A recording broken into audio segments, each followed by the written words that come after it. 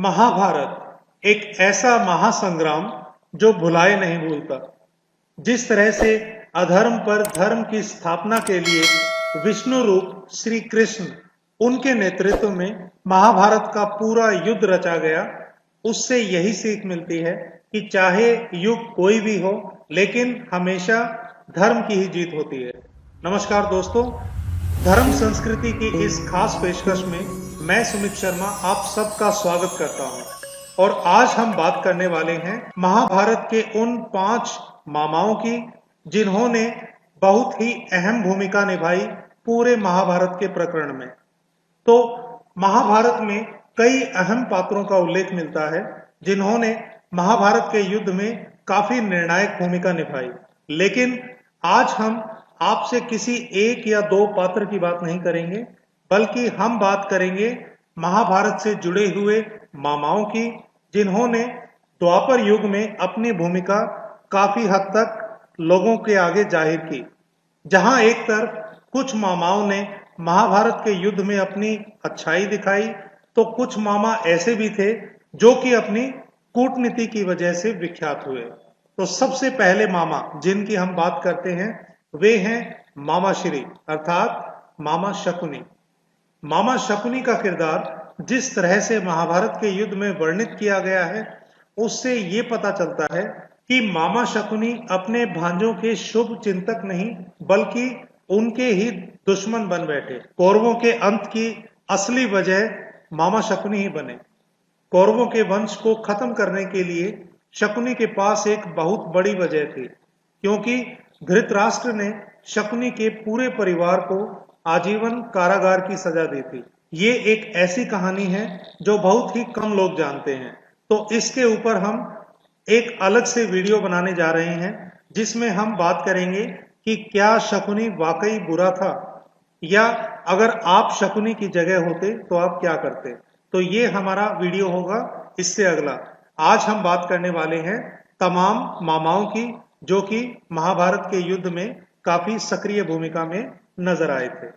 तो अगले मामा जिसकी हम बात करेंगे वे हैं कंस, श्री कृष्ण के मामा कंस, जिनका वध भगवान श्री कृष्ण ने स्वयं किया।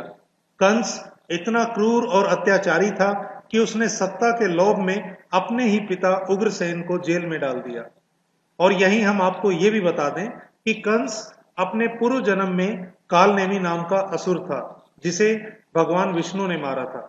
कंस के बारे में यह भविष्यवाणी भी हुई थी कि उनकी बहन देवकी का जो 8वां पुत्र होगा, उसके हाथों ही कंस का वध होगा। बस इसी भविष्यवाणी के कारण वह काफी दहशत में रहने लगा और उसने अपनी बहन देवकी और अपने बहनोई वासुदेव, उन दोनों को कारागार में डाल दिया और एक के बाद एक उनके नवजात पुत्रों का वध करता गया। 8वें पुत्र अर्थात भगवान श्री कृष्ण, जब उनका जन्म हुआ तो रात्रि के समय जेल के सभी सैनिक सो गए और दरवाजे अकस्मात खुल गए, और धीरे धीरे वासुदेव मथुरा नगरी को छोड़कर गोकुल पहुंच गए और वहां जाकर उन्होंने भगवान श्री कृष्ण को मां यशोदा के पास रख दिया और उनकी पुत्री को अपने साथ ले आए। और मां यशोदा ने ही पाल पोसकर भगवान श्री कृष्ण को बड़ा किया। और लोक कल्याण के लिए भगवान श्री कृष्ण ने जब वे वयस्क हुए तो उन्होंने अपने मामा का वध किया और फिर अपने माता पिता और अपने नाना उन सबको जेल से मुक्त भी कराया। अब तीसरे मामा जिनकी हम बात करते हैं वे हैं शैल्य।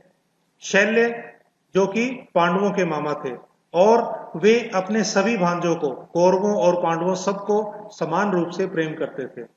पांडु की दूसरी पत्नी माद्री और मद्र नरेश शैल्य वे नकुल और सहदेव के सगे मामा थे, लेकिन क्योंकि सभी कौरव और पांडव उनका बराबर सम्मान करते थे, तो जब युद्ध की घोषणा हुई तो शैल्य अपने भांजों से मिलने हस्तिनापुर आ रहे थे। रास्ते में उन्होंने जहां जहां अपनी सेना का पड़ाव डाला, वहां पर उनके खाने पीने की व्यवस्था पहले से ही की हुई मिली। इस व्यवस्था को देखकर वे काफी प्रसन्न हुए और उन्हें मन ही मन युधिष्ठिर का धन्यवाद भी किया। और जब वे हस्तिनापुर पहुंचे तो वहां आकर उन्होंने पूछा कि जिन जिन कर्मचारियों ने ये उत्तम व्यवस्था की है वे मेरे सामने आए, मैं उन्हें पारितोषिक देना चाहता हूं। यह सुनकर छुपा हुआ कुटिल दुर्योधन उनके सामने आया और हाथ जोड़कर बोला कि मामा श्री, ये सब व्यवस्था मैंने की है और ये मैंने इसीलिए किया ताकि आपको और आपकी सेना को किसी भी प्रकार का कष्ट ना हो।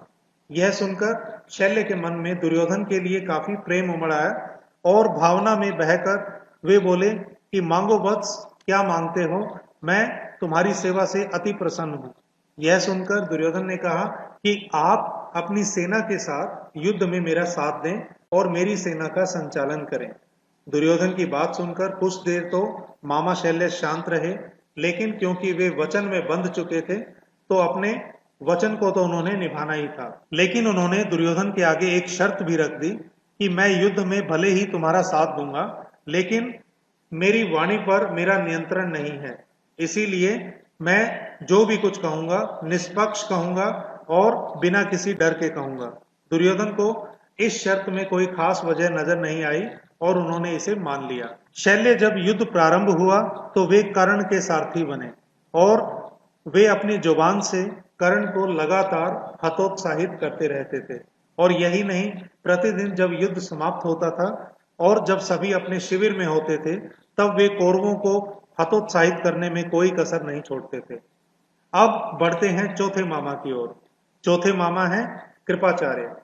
कृपाचार्य उन 7 चिरंजीव योद्धाओं में से एक हैं जो कि पृथ्वी के अंत तक रहने वाले हैं और उन 18 योद्धाओं में भी एक हैं जो महाभारत के युद्ध के अंत के बाद बचे थे। कृपाचार्य महर्षि गौतम के पुत्र शरद्वान उनके पुत्र थे और शरद्वान की तपस्या को भंग करने के लिए इंद्र ने एक देवकन्या भेजी थी जिनका नाम था जानपदी। शरद्वान और जानपदी के ही समागम से जुड़वा युगल पैदा हुआ था। वे थे कृपाचार्य और कृपि। और कृपाचार्य ने अपनी बहन कृपि का विवाह गुरु द्रोण के साथ किया था और कृपि का पुत्र हुआ अश्वत्थामा। और ये दोनों मामा भांजाओं की जोड़ी अर्थात अश्वत्थामा और कृपाचार्य, इन्होंने महाभारत के युद्ध में काफी कोहराम मचाया था।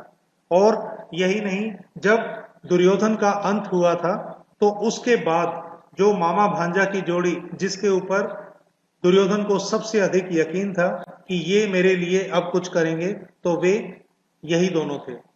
अब हम बढ़ते हैं 5वें मामा की ओर। 5वें मामा वो हैं जो कि पूरे जगत के तारनहार हैं, पूरे जगत के पालनहार हैं और जिन्होंने पूरे महाभारत के युद्ध का नेतृत्व किया और इस युद्ध में उन्होंने कहीं भी कोई अस्त्र नहीं उठाया। आप समझ गए होंगे, मैं बात कर रहा हूं भगवान श्री कृष्ण की।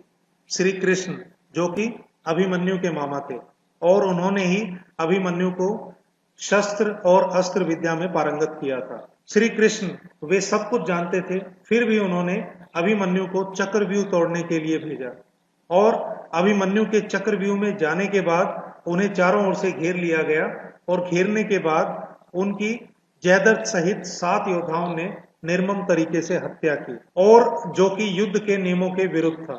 कहते हैं कि भगवान श्री कृष्ण भी ये चाहते थे कि एक बार कौरव पक्ष युद्ध के नियमों को तोड़े, क्योंकि जब एक बार एक पक्ष युद्ध के नियमों को तोड़ देता है तो दूसरे पक्ष को भी मौका मिलता है युद्ध के बाकी नियमों को तोड़ने का। तो दोस्तों, आज हमने बात की उन 5 मामाओं के बारे में जो कि पूरी महाभारत में छाए रहे। आपको हमारा यह प्रसंग कैसा लगा, कृपया नीचे कमेंट बॉक्स में जरूर लिखें। और ऐसे ही और वीडियोस के साथ हम लगातार आपके पास आते रहेंगे। तब तक नमस्कार, आपका दिन शुभ हो। धन्यवाद।